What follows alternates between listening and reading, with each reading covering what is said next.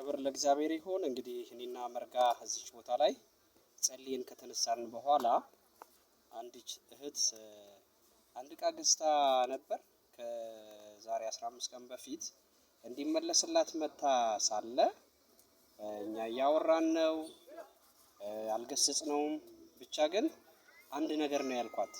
ሴቶች በስልክ ሲያወሩኝ እኔ ደስ ስለማይለኝ ለምን በአካል መተሽ እኔ ለጸሎት ካልሆነ ስልክ አላነሳም ብዙ እና በአካል ለምን አላወራሽኝም ብቻ ነው ያልኳት። አጠፋው አለች። ከዛም ከሱ ጋር ነው ብር እንዳስተላለፍኩላት እንደጨረስኩ መንፈሱ ውጣ ሳንለው ምን ሳልለው ግን በቅባት ውስጥ ነበርኩኝ።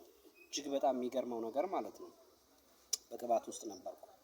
ለመርጋ እግዚአብሔር በተለያየ አይነት መንገድ እግዚአብሔር ተናግሮት ከፊት ለፊቱ ስላለው ነገር ጌታ ከተናገረው ከጸለይኩለት በኋላ ነው እቺት የገባችው።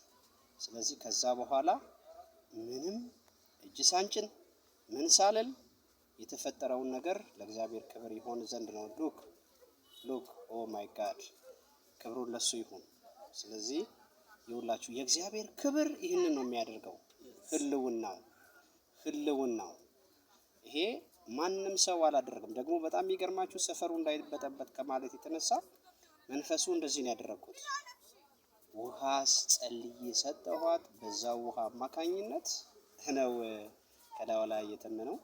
እስከ መጨረሻ እንድትመለከቱት በትልቅ አክብሮት እንግዲህ ተጋብዛችኋል። ኢየሱስ ጌታ ነው።